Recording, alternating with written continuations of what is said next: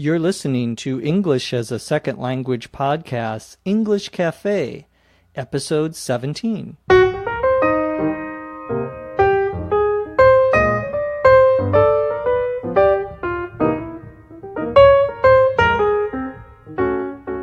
This is English as a Second Language podcast, English Cafe, episode 17. I'm your host, Dr. Jeff McQuillan, coming to you from the Center for Educational Development in beautiful Los Angeles, California. On this cafe, we're going to talk about nicknames, short names that we give people in English. We'll talk about some famous sayings, and as always, we'll answer some questions. Let's get started.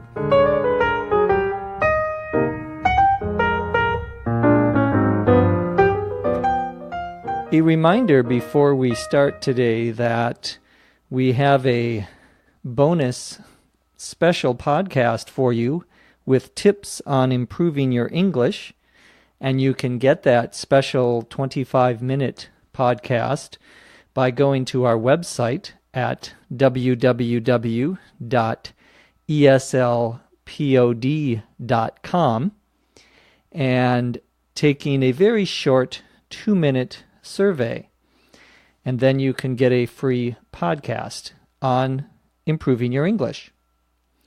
One of the things that we are doing here at ESL Podcast is trying to keep our podcasts free. I get emails from people saying, how can you do these shows for free? Well, partly it is because of people who have donated to us, but the other way we are going to keep the podcast free is to get some sponsors. And a sponsor, S-P-O-N-S-O-R, is a company that gives us some money to continue making the podcasts available for free. And they have a short announcement on the podcast, 30-second or 1-minute announcement about their company. And we are going to do that in order to keep the podcast free, because we don't want to charge for the podcast. Some people don't have money to pay for that. And this is a way that we are going to help keep them free. So if you do hear an announcement in the podcast from one of our sponsors, you'll know why that is. I said I was going to talk today about nicknames. And a nickname, N-I-C-K-N-A-M-E, all one word, nickname, is an informal name that we give someone that is not their real name. So, for example, someone's nickname could be the Bird, and the Bird may be somebody who likes to fly, and so we call that person the Bird. That would be a nickname. In addition to nicknames, we also have short versions of English names, and this is true in other languages as well. For example, the name Nicholas. Nicholas is a man's name in English, but you might call that person Nicky, N-I-C-K-Y. It's very common to put a Y at the end of a name and to shorten the name, to make it shorter, and add a Y. So, for example, you might have a name like Michael, M-I-C-H-A-E-L, Michael. But a short version of that name would either be, could be Mikey, M-I-K-E-Y, Mikey. And that's a name that you might use for a small child, especially, though sometimes older people also have names, short names that end in a Y. There's also just a short version of a name. So for Michael, it would be Mike. Even for names like Kathleen, my sister's name is Kathleen, and her short version is Kathy, Kathy, and that's what we call her. And sometimes we might even just say Kath, Kath. So it's very common for people to shorten the name in English. My name, Jeff, is short for my long name, my formal name, which is Jeffrey. But no one calls me Jeffrey except my mother when she's angry at me. It's kind of funny. In many families, when you are angry at your son or daughter, you might call them by their complete name. So she might say to me, Jeffrey Lawrence Edward McQuillan, you come over here and listen to me, using my complete formal name. Most people in English have, in the United States, have three names. They have their first name, a middle name, and a last name. Some people just have, however, two names. And of course, some stars, some famous celebrities, just use one name, like the singer Cher or the singer Bono from the music group U2. But most of us have two names. Other shortened versions of names, common names, for example, someone who is named Jennifer may be called simply Jen, or someone who is named David we might call simply Dave, or Alexander would be Alex. Some names have many different possibilities. Francis, for example, can be Frank, F-R-A-N-K. It could be Frankie with a Y sound at the end. The woman's name Elizabeth is like that also. If your name is Elizabeth, you might be called by your friends and family Beth. You might be called Liz, L-I-Z. You could even be called Lizzie, L-I-Z-Z-Y. All of those come from Elizabeth. Silvana in Germany suggested that we talk a little bit about famous proverbs. P-R-O-V-E-R-B-S. A proverb or proverbs is a famous sentence, a famous saying that people use, usually in order to express a certain opinion or suggestion or advice that you give someone. And every language has its own proverbs that people use, sayings that are old and everyone knows what they mean. Silvana asked about two of these. One of them is to kill two birds with one stone. To kill two birds with one stone.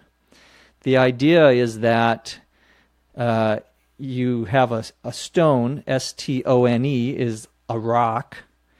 It's something that you get from the ground. It's hard. And you throw it in order to kill a bird. Now, you shouldn't just kill birds just for fun, but let's say you had to kill a bird. To kill two birds with one stone means that you are trying to do more than one thing at the same time. So, for example, I need to get gasoline for my car, and I also need to buy milk. Well, there is a gas station, a place that sells gasoline close to my house, that has what we would call a mini-mart. A mini, M-I-N-I hyphen mart, M-A-R-T. And that's a little store where they sell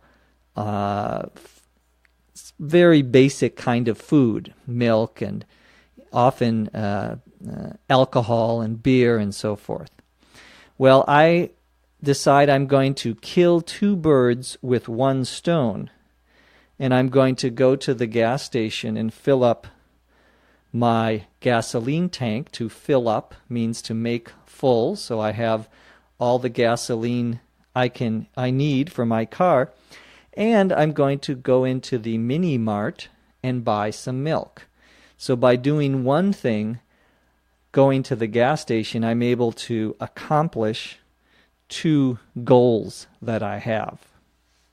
Another expression that Silvana asked about was the early bird gets the worm. Well, this is also about birds. The early bird gets the worm.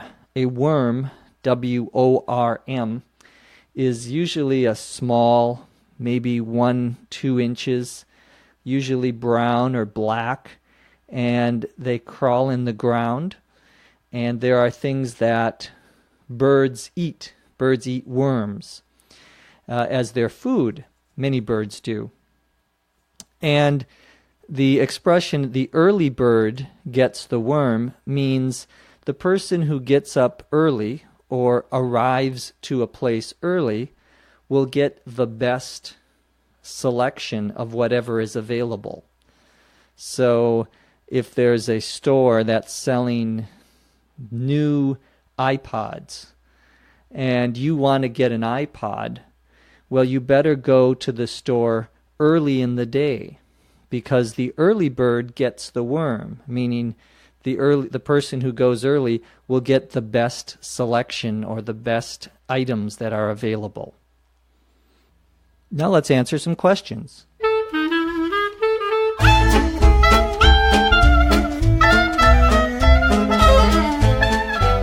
We get more questions than we can answer on the cafe every week. And if you email me and ask me a question, I apologize if I am not able to answer it. We simply don't have time to answer all of them. I'll try to answer a few short questions today. The first one comes from Raphael in Italy, and the question is how you ask someone something politely. Do we say, "May I help you?" or do we say, "Can I help you?" Well, they both mean the same thing. Can I help you? May I help you is a little more formal, perhaps, if you say, "May I help you?" instead of "Can I help you?"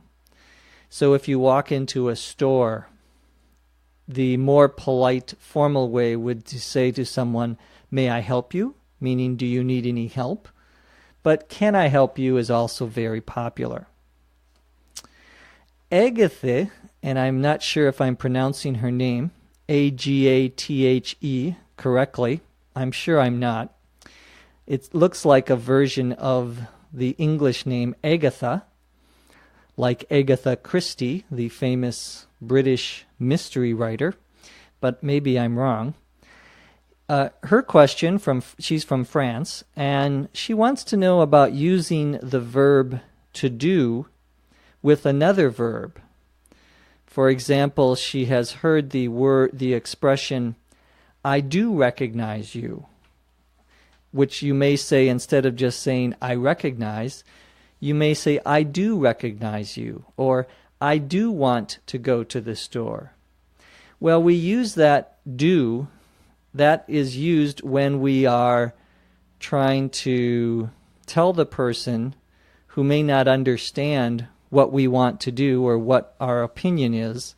It's a way of making it, giving it more emphasis, making sure that the person listening really understands what we are saying. It's another way of saying yes. Yes, I do want to go to the store. Yes, I want to, or yes, I recognize you. I do recognize you. So it is used when we want to make that sort of emphasis. Now, you cannot use that with the verb to be, however. You cannot say, I do am sorry, or I do, or she does, is a nurse, or whatever. Any verb, any sentence with to be, you cannot use the verb to do in the same way. But for almost any other verb, you can use do as a way of emphasizing. So thank you for that question. Paul in Belgium just wants to know how to pronounce the word that is spelled S-U-I-T-E. And that is pronounced sweet, just like S-W-E-E-T. For example, the Microsoft Office Suite. That would be a bunch of programs, a group of programs. It would be a suite, and that is how it's pronounced in English, anyway. Another short final question comes from Mark in Germany. Mark wants to know what the expression washed down, washed, W-A-S-H-E-D, down. For example, I had a sandwich and I washed it down with a glass of wine. Well, it means to drink. To wash down something means to drink, but we use it when we are talking about eating something before. So I'm going to eat a piece of fish, and I'm going to wash it down with a glass of water, or usually it's some often an alcoholic drink to wash something down with, wine or beer or that sort of thing, but could be used for any kind of drink after you've eaten something else. Well, that's all we have time for. Thank you again for listening. From Los Angeles, I'm Jeff McQuillan. We'll see you next time on the English Cafe. ESL Podcast English Cafe is written and produced by Dr. Jeff McQuillan. This podcast is copyright 2006 by the Center for Educational Development.